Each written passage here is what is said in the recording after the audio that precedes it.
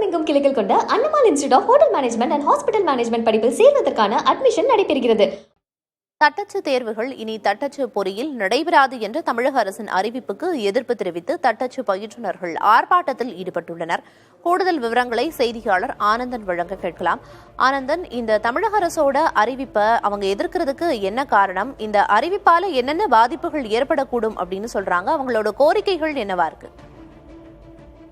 பிரியதர்ஷினி, தட்டச்சு தேர்வுகள் இனி தட்டச்சு பொறியியல் முறையில் நடைபெறாது, கணினி முறையிலே நடைபெறும் என்று தமிழக அரசு அறிவிப்புக்கு எதிர்ப்பு தெரிவித்து தட்டச்சு பயிற்றுநர்கள் சார்பில் ஆர்ப்பாட்டம் நடைபெற்றுக் கொண்டிருக்கிறது. 2026 வரை மட்டும்தான் தட்டச்சு தேர்வு நடத்தப்படும், சான்றிதழ் வழங்கப்படும். அதன் பிறகு கணினி மூலம் மட்டுமே இந்த அறிவிப்பு தேர்வு நடைபெறும் என்று வெளியிடப்பட்டுள்ளது.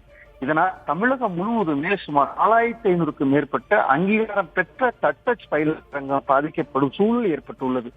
மேலும் அவர்களை சார்ந்த 60,000 குடும்பங்கள் பாதிக்கப்படும் என்று இந்த ஆர்ப்பாட்டத்தில் தெரிவிக்கப்பட்டிருக்கிறது. அதே போல ராஜரத்ன மைதானத்தில் ஒன்று திரண்டு தமிழக அரசுக்கு எதிராக போராட்டங்களை முன்னெடுத்து வருகின்றன. இந்த சுற்றறிக்கை தமிழக அரசு வெளியிட்டுள்ள சுற்றறிக்கைகளை உடனே ரத்து செய்ய வேண்டும் எனவும், தற்போது நடைமுறையில் உள்ள லோயர் லெவல் ஹையர் லெவல் டைப்பிங்கே தொடர வேண்டும் என்று தற்போது அவர்கள் கூறி வருகிறார்கள்.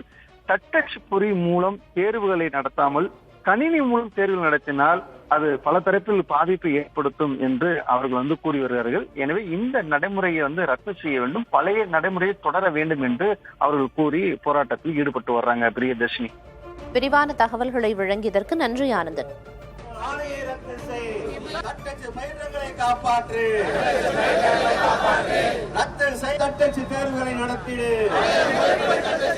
தமிழகமெங்கும் கிளைகள் கொண்ட Annamal institute of hotel management and hospital management படிப்பில் சேர்வதற்கான அட்மிஷன் நடைபெறுகிறது.